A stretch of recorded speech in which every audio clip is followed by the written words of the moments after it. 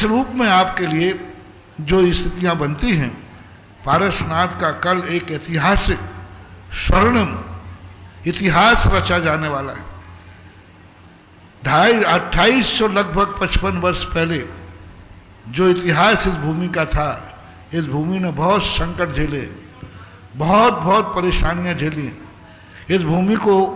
लेकिन अब जो भूमि जहां पारसनाथ का वैभव फैलना है, पारसनाथ की यशोगाथा होना है, पारसनाथ का जो 2825 वर्ष पहले था उनका जो नाम रोशन होना है, वो कल इतिहास के स्वर्ण अक्षरों पर लिखा जाएगा। सारे भारत का क्षेत्र है, सारे भारत का, बल्कि सारे विश्व का क्षेत्र है, क्योंकि पारसनाथ भगवान एक ऐसे भगवान हैं जो 24 तीर्थंकरों में सबसे ज्यादा दुनिया को चाहने वाले लोग हैं। तो पारसनाथ की एक एनर्जी ऐसी है, उनका नाम ऐसा है कि जब भी कोई व्यक्ति पर संकट आता है तो नकारात्मक शक्ति को नाश करने की ताकत पारसनाथ में होती है। उसका मूल कारण है, आप देखना सभी दर्शनों में नाग जिनके साथ जुड़ा रहता है, नाग हमेशा नकारात्मक एनर्जी को नष्ट करता है, नकारात्मक शक्तियों को नष्ट करता है।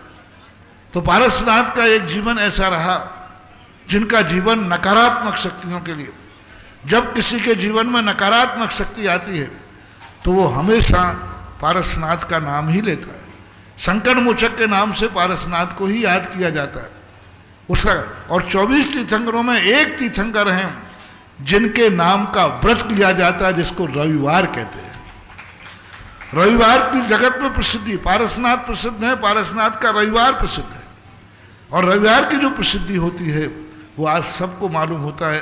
तो ऐसे दिन का ऐसा एक इतिहास स्वर्णित 100 बीघा के एक विशाल, सबसे पहले तो वो धन्य हैं जिनको महान धन्य कहना चाहिए, जिन्होंने 100 बीघा दान दी है।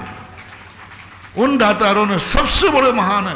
पारसनाथ भगवान के क्षेत्र के लिए दान देना, अपने लिए दुनिया जमीन इकट्ठी करता है, अपने फार्म हाउस बनाता है, अपनी जमीनें खरीदता है, लेकिन भगवान के नाम को जमीन खरीद करके देना ये नियम से उनके लिए है जो भविष्य में सारी पृथ्वी के भूपालक बनेंगे। तो सबसे पहला तो वो मंगल स्वरूप है। जिस दिन बिजौलिया में मैंने सगुन उठाया था कि ये सगुन इस प्रकार उठाया था कि यदि भूमि पालक आ गए, भूदान वाले आ गए, तो ये क्षेत्र उसी दिन उठ गया था और अभी भी निरंतर दान चल रहा है। और इतना बड़ा प्रांगण आप बना, कल सारा विश्व इसको देखे कि कितना बड़ा तीर्थ क्षेत्र अभी तक इस क्षेत्र के रूप में बनने वाला है और बहुत विशाल स्तर पर। सारे भारत को यदि पारसनाथ भगवान को जो जो चाहते हैं, पारसनाथ भगवान के प्रति जिनकी श्रद्धा है, तो आज ये पारसनाथ भगवान का ओरिजिनल क्षेत्र, भारत में पारसनाथ भगवान के अभी तक 2 ओरिजिनल क्षेत्र हैं जो अरहंत बनने के बाद बने। एक तो बिजौलिया क्षेत्र था जहां केवल ज्ञान हुआ, दूसरा ये क्षेत्र है जहां पारसनाथ भगवान पधारे। यहां राजस्थान की बात कर रहा हूं। राजस्थान में ये 2 क्षेत्र ऐसे हैं जो तीर्थंकर के चरणों से स्पर्शित है। तीर्थंकर भगवान ने स्वयं छिए। राजस्थान में जितने क्षेत्र हैं वे सप्त भक्तों ने बनाए, भूमि से भगवान निकले तो बने, लेकिन भगवान ने खुद आकर जिस भूमि को छुआ हो, मात्र राजस्थान के 2 क्षेत्र हैं, एक तो बिजौलिया और एक 1400 पारसनाथ, जहां 21 दिन तक भगवान की देशना खिली। पारसनाथ बिजौलिया के अंदर भगवान ने तप किया था, ध्यान किया था, तो उसका नाम तपोदय मैंने दिया था। और यहाँ भगवान ने 21 दिन तक देशना, 46 दिन तक बिजौलिया में और 21 दिन यहाँ पर देशना हुई। परिणाम स्वरूप इसका नाम मैंने देशनोदय तीर्थ से दिया। और भगवान का देशनोदय का समोषण कर, तो एक ऐसा तीर्थ क्षेत्र जो भगवान के चरणों से स्पर्शित हुआ। और वो भूमि, जिस भूमि को भगवान ने छुआ था, ना जाने किन किन के कब्जों में चली गई थी, किन किन किसानों ने अपनी जमीन की। आज उन भूमि दानों ने वो जमीन पारसनाथ की जो स्पर्श थी वापस लेकर पारसनाथ का क्षेत्र बनाया, यानी खरीद करके। अभी तक उनमें कोई किसी प्रकार का काम कर रहा था, बकरी खेती कर रहे थे, कोई कुछ कर रहे थे, क्योंकि वो पारसनाथ की भूमि से स्पर्शित है, चरणों से स्पर्शित है। वो भूमि को उनसे खरीद करके और पारसनाथ का तीर्थ बना दिया। ये हैं सच्चे भक्त। दूसरे नंबर पर वो भक्त हैं जो उस भूमि पर जिनालय बना रहे हैं अपनी संपदा का। पर जो भूमि भगवान ने छुई हो उस भूमि पर जिनालय बनना। एक अपन लोग अपनी भक्ति से भूमि चुनते हैं और वहां मंदिर बना देते।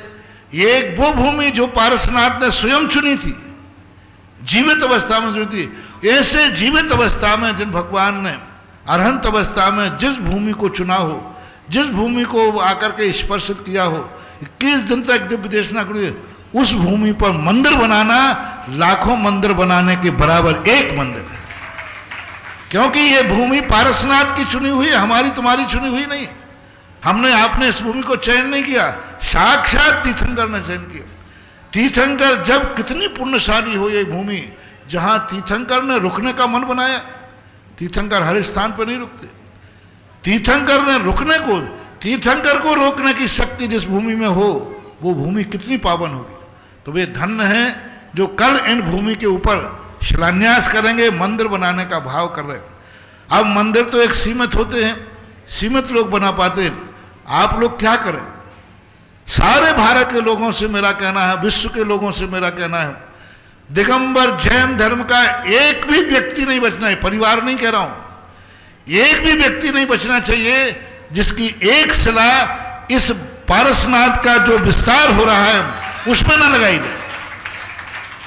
बहुत बड़ी चीज मैं कह रहा हूं, कोई बड़ी चीज नहीं है, कोई राशि ज्यादा नहीं, लेकिन प्रत्येक परिवार, व्यक्ति की एक एक करो, परिवार की नहीं, कोई फर्क नहीं पड़ता है। इतनी छोटी शिला है हीरेम की, लेकिन ये तुम्हारा एक ऐसा एंटीना होगा कि जब भी तुम्हारे ऊपर संकट आएगा, जब तुम पारसनाथ को याद करोगे, वो तुम्हारी शिला हुई रहकर शिला भगवान का आशीर्वाद तुम्हारे पास भेजेगी, चाहे तुम जंगल में हो चाहे समुद्र में। तो प्रत्येक परिवार में भारत के जितने लोग हैं, हर व्यक्ति से मेरा कहना है, चाहे छोटा सा बच्चा क्यों ना हो, चाहे वो बच्चा गर्भ में हो, चाहे वो बच्चा गोदी में हो, चाहे वृद्ध व्यक्ति हो, जो व्यक्ति जीवित है, सबके नाम की एक एक शिला प्रत्येक परिवार में भारत से रखी जाना चाहिए, क्योंकि यह क्षेत्र पारसनाथ का क्षेत्र है। तो सब लोग एक मन बना लो। कोई बड़ी बच्चे 5100 रुपया क्या करे, बच्चा चॉकलेट में साल भर में इकट्ठे कर लेगा, बच्चे से कहो। लेकिन ध्यान रखना, जो शिला बोलेगा वो पैसा वही खुद देगा, खुद देगा। अब छोटे बच्चे का है तो अभी उसके नाम लिख लेना, जब बड़ा हो जाए तो बाप का बेटा छोटा 5100 रुपये ला। हाँ, अभी इतना कर सकते हो। जो छोटे बच्चे हैं उनके नाम के खाते में लिख देना, जब वो बड़ा हो जाए तो उससे 51 रुपया मैं भी आज के ले लेना। भाई ला भाई, तेरे नाम की मैंने बचपन में एक शिला लगी थी, वो पैसा तुझे देना है, महाराज ने कहा था। हर व्यक्ति अपने खर्चे में से देगा, महिला दे अपने खर्चे में से काट के दे, बच्चा दे अपने खर्चे, बड़ा हो गया हो तो वो अपने खर्चे, सब लोग अपने अपने खर्चों में से पारसनाथ के नाम की एक एक शिला जरूर प्रत्येक व्यक्ति के नाम से होना चाहिए। विदेशों में जो रह रहे हैं वो भी अपने परिवार के नाम की यहाँ शिला भेजें। जो जिनालय बोलते हैं, मंदिर बोलते हैं। अभी देखो जिनवाणी वाले नीरज ने कितना बड़ा काम किया, पूरे रिश्तेदारों से। जिनवाणी चैनल वाले चाहते तो पूरे परिवार की राशि स्वयं जमा करा सकते थे, लेकिन उन्होंने फोन करके मांगा, पहले 5100 रुपये लाओ, सबसे पैसा मांगा। इस मांगने में कोई बुराई नहीं रखना, ये भगवान के नाम की शिला है और उसका दान इसलिए है, उसके कल्याण के लिए है। कोई तुमसे कहे कि भाई तुम कर दो मेरे नाम की, इसमें कुंवर साहब और ब्याही जिगरी मत दिखाना, नहीं, ये शिला तुम्हारे परिवार के उसी के नाम से। और सबसे अभी नीरज ने 122 शिलाएं अपने परिवार से सारी इकट्ठी करके और सबसे पैसा ले लिया, मांग के लिया। अपने तन के कारण, वो कहते ना, मर जाऊं मांगू नहीं अपने तन के काज, और परमार्थ के कारण मुँह न आवे लाज। तो आज अपने रिश्तेदारों को, जो जो चैनल पे सुन रहे हैं, सबको एक एक करके कहना आपकी शिला वहां पहुंचना चाहिए। और जो मंदिर वाले हैं, जो आदि हैं, जो वो भी शिलाएं अपने रिश्तेदार को यदि चाहते हैं कि हमारे रिश्तेदार के यहाँ से कभी मुझे बुरी खबर ना आवे, तो वो भी अपने रिश्तेदारों से कह करके, फोन करके, मांग करके और उनके नाम की शिला कल अपनी शिलाओं के साथ उनकी भी शिलाएं स्थापित कराएं। ये बहुत बड़ा कोई साधारण चीज़ नहीं है आपके लिए, बहुत बड़ी चीज़ आपके लिए। तो पारसनाथ जी को चुनने का कल एक बहुत बड़ा अलौकिक दिन आने वाला है, कल एक स्वर्णांकित दिन आने वाला है।